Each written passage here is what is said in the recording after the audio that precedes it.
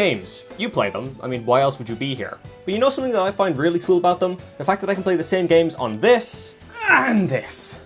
Multiplats. It's become the standard for major game releases to come out on PC, Xbox, PlayStation, and assuming it won't become a fire hazard, the Switch as well.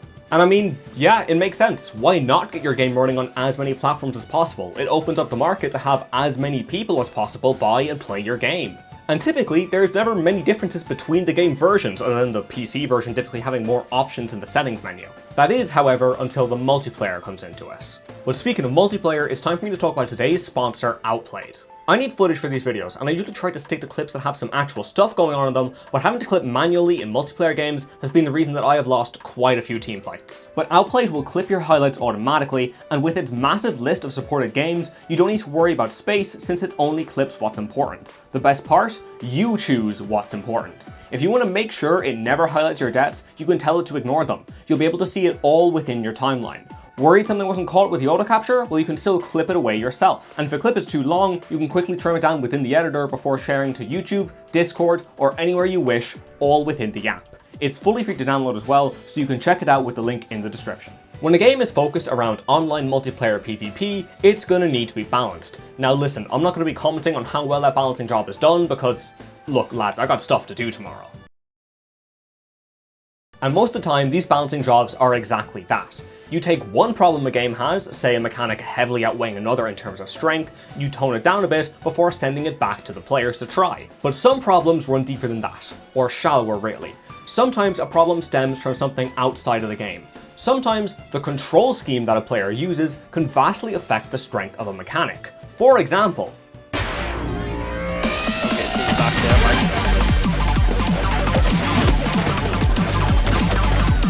Nah, we're good. Nah, we're chilling.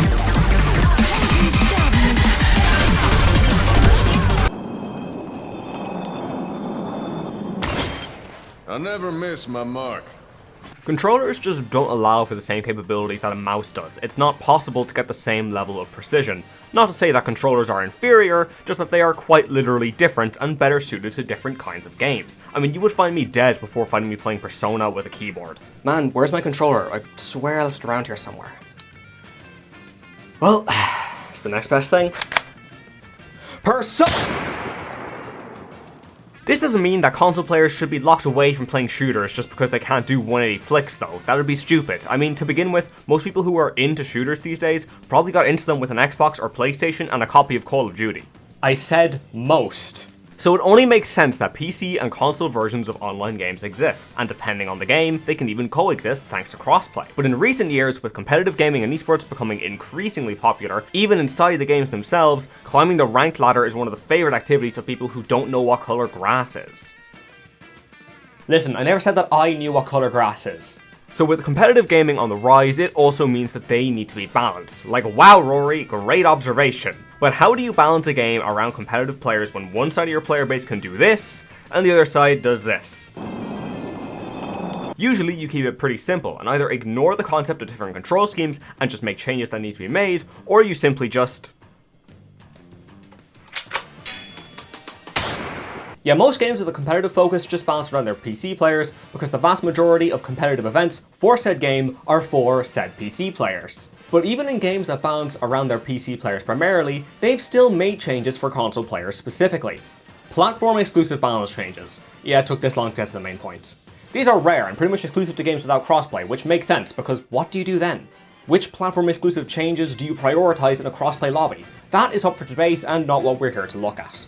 I want to see what games have made platform exclusive balance changes and to see if we can figure out why they were done in the first place. So we may as well open up with the game that I know best, Overwatch. Overwatch has always been cross-platform and largely focuses on its PC player base, pretty much the same as it was years ago before crossplay was even an option. They always kept the game versions effectively the exact same, except at the beginning. July 21st, 2016, just over 2 months since the game's release, one of the first balance changes that was ever released was aimed at Symmetra and Torbjorn, exclusively on PS4 and Xbox One consoles. Turret damage decreased by 30%. Now, why did this happen? Why do you think? The game was still in the early stages, people were not good and did not know how to play, so naturally the two characters that had abilities which played the game for you were extremely strong at launch. Now, why were these nerfed on consoles specifically? Why do you think? If you've seen old Overwatch videos like the Ultimate Kill Gate, you can hazard a guess as to why these changes happened. Symmetras would set up a car wash by placing turrets right over the main choke, which on PC, people can immediately do a 180 and destroy the turrets, especially since they only had 1 HP back then. On console? As for Torb, I couldn't tell you why they did this other than the fact it literally just outpaced controller users back then, and there were people who were new to the game and didn't even know what was happening, so the turret was not being shot at. Other than this one change back during release, Overwatch has never made these platform exclusive changes, with the goal largely being that they want to keep their games, no matter the platform, the exact same. And there's multiple reasons for this, but the main one is primarily just that it makes crossplay a lot easier, and it also helps out with things like clarity. But that doesn't change the fact that Overwatch is still quite the competitive game at its core, with tournaments like the OWCS and the much more interesting Calling All Heroes existing for anyone to enter. But what happens if a game has its console and PC versions, but decides that it wants to treat them as separate entities? That is where we can find Valorant. Console Valorant is still in some very early stages. It has gotten some exclusive changes that only exist for the console version. I mean, it even has its own section in the patch notes. Riot has also said that crossplay isn't going to be an option, as they want to conserve the competitive integrity of both versions of the game, so unfortunately crossbreeding is not going to be an option. While console Valorant is still in very early stages, there has already been some changes exclusive to it, such as Sova's drone having 100 HP instead of the 60 that it has on PC, or one change that I didn't find this specific wording for Raze on PC, which just says, second blast pack horizontal force has been reduced. So while these changes are the only changes that have been made so far, it has been indicated to us that Riot will continue to make changes exclusive to either version of the game, depending on what's needed. And since they have no plans to allow crossplay, it means they can continue without any concern of what would happen if PC and consoles were to suddenly mix. And that's just how it goes with most multi-platform shooters. Controllers just can't do the same things that a mouse can, meaning that sometimes you need to change up a mechanic that's perfectly fine on PC, but is just a little bit over the top on console. But you just had to be different, didn't you? So Paladins is a bit of a rarity as far as shooters go, and I'm not talking about the fact that you ride horses for about 10 seconds after each death. It's made changes exclusively for consoles, but it didn't make those changes exclusive to consoles. Both buffs, projectile speed, and a nerf to Skye and her card preparation were changed entirely because of their state on console. Projectiles were way too hard to aim with on controller, so they got their speed increased to compensate, except instead of making this change exclusive to consoles, you know, the place where the problem originated, they also went live onto PC. Why? The exact same happened to Skye and Preparation. It was too strong on console because hitscan was dominating on those platforms, so it got nerfed, but it also got nerfed on PC, where it was just okay. Now since then, this card has gotten reworked, so it's entirely different compared to back then, but that doesn't change the fact that this is just dumb. Like, imagine if Blizzard saw that Kiriko is more popular than Venture in Platinum console games and gave her another skin instead of giving Venture their first legendary. Bad example. But look, that's enough of all these colors and cool art styles. I need realism. I need graphics injected directly into my vein. Oh hey, it's some dog shit. Yeah, you know what, this works. Now, unlike all the games mentioned so far, Apex hasn't actually made direct balance changes for any specific platform. There's been no X character does less damage on PC or anything. But what they have had is a whole host of aim assist uproar. And honestly, who's surprised? For a while, all aim assist was the same, but once crossplay came into effect, that changed, though it took some time. If a console player was playing in a crossplay lobby, they had an 18% reduction in their aim assist strength, though if they had performance mode on in a PC lobby, it went up to 22%. And if you were some weirdo using a controller on PC, your aim assist reduction went down to 25. In a game like Apex, which borrows most of its movement from a good game, you do need some strength in the aim assist since controllers can't just snap to the other side of someone who's strafing. But consider, this may be a little bit much. While I'm a PC user with a decent enough aim, I'm never really bothered by aim assist. It's needed to even out the playing fields. Like, realistically, if you're complaining about aim assist in a game like Overwatch, skill issue for heck's sake, if you're playing quick play against a console player, it doesn't really matter. And this brings us to the inherent issue of mouse versus controller when it comes to shooters. Aim assist. Controllers need aim assist. Sure, if you're good enough, you're not going to need it. But that's the thing. Most people aren't good enough, and they're not going to get good enough. The amount of time that it takes is just not worth it to suddenly gain the ability to be able to flick on a directional stick. Like I said, I have no issue at all with aim assist. It's perfectly fine, especially in games that has movement that gets further and further away from realism, which makes it more fun, but I digress. You're gonna need to give controller users a little bit of extra help with some aim assist for their sticks. That is, however, if we're talking about only control sticks. Gyro controls, something which got their coolest start on Wii U, I love you Splatoon, have been starting to get adopted into more and more games, which is something that I absolutely love, even if I barely use controllers in games that require you to aim.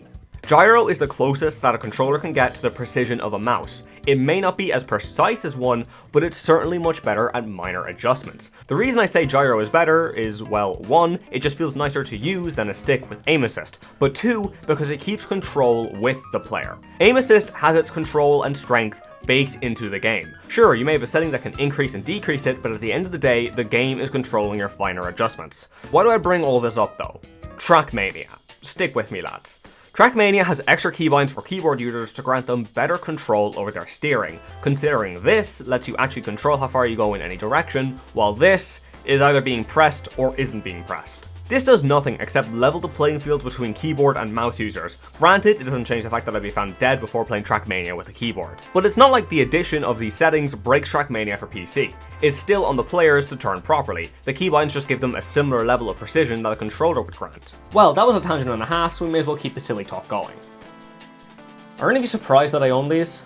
Now, when I bring up platform exclusive balance changes, am I stretching the definition by bringing up these two games? Yes. I am fully including this for my own amusement, as honestly, these are practically the same game, other than things like art style and the fact that I can bring one to the bathroom with a lot more ease. Lost connection. I mean, one of the only sort of, kind of, not really at all differences between these games, other than the stages being different, is that on the Mario Maker stage, on the Wii U version, players don't smack the screen on KO sometimes. Sure. There's certain mechanical differences according to Redditors, but none of them will tell me what they are, and there's also nothing on the wiki, so as far as both me and 10-year-old me are concerned, there's no differences between these games at all. Which means that this entire segment, just for my own amusement, before we talk about the king of version exclusives. Rainbow Six Siege. Now once again, my knowledge about this game just extends to the fact that these letters scare people, but what I also discovered while doing research for this video is that Rainbow Six has actually had the most platform exclusive changes out of any game that I have talked about today. Rainbow Six does now crossplay, meaning it can make changes like these with a lot less guilt than other games, though that doesn't change the fact you do still want your game to largely be the same at its core, no matter what it's being played on. But that doesn't change the fact it still needs to be balanced, so certain changes are only seen on one side of either platform. The first change that was exclusive was the AUG A2, with the patch notes literally only stating, tweaked recoil on certain weapons in order to make them more controllable. This was only on PC and was also in 2016, so seemingly before they realized they should give more details in patch notes. Another smaller change that happened much later in the game was also labeled with an equal amount of no details, simply reading, changes for gamepad recoil comfort, which isn't quite the type of changes that we're looking for because all it did was just make the game more comfortable to play. However, the big one was given to the SMG-11. It had its recoil increased, but it was increased in different ways on PC and console. To quote, "For PC, we tweaked the SMG-11 in two ways. First, the weapon will not center back after a shot quite as fast as it did before, going from 0.08 seconds to 0.2 seconds. Second, the recoil will be more unpredictable now. We made that decision because we felt the recoil was too vertical, often giving easy headshots since the weapon's rate of fire is very high. For consoles, we have increased the value for the rate at which the camera rises. We have roughly doubled that speed, which means that the player will have to compensate downward more with a joystick in order to control the vertical recoil. We also applied the same tweaks to the vertical recoil as explained above for PC controls. While it seems pretty small, this is honestly one of the biggest balance changes I have seen that differs depending on the platform it's on. When your issue stems from recoil, this is the best way to go about it. Controlling recoil on a controller versus a mouse is so different, so honestly I have to respect the devs for choosing to make differences in balance depending on the version being played, because based on the horror stories that I've heard, I don't think I can respect them for much else. Now, I do have one final example to talk about. League of Legends and Wild Rift. Now, am I stretching the definition? Pretty sure I broke it actually. Anyway, I managed to get my rework reverted, but they actually came in with some new changes. I've got them written down here, so we'll see what they are. Hello there, sorry for not having a video last week. I kind of had something that I don't really want to verbalize appear in my life. I'm feeling better now though, so I think I'm good and I'm ready to get back to yapping about games, so I'd like it if you could throw in a comment to let me know if there's anything you want to see, and also to let me know if you enjoy this style of video, because I certainly do. Also, if you'll allow me to do my usual self-promotion, I have a Twitch, Twitter, Discord, all in the description, so if you want to check any of them out, you know where to go. But that's me done for today, so if you're still here, sure look, drop a like, sub, all the YouTube stuff, and I'll talk to you next time, lads. I look up in the skies, asking out a while, but never let it faze me. I'm keeping good vibes when I'm on the road. Watch out for all surprises. Whatever vibes is good.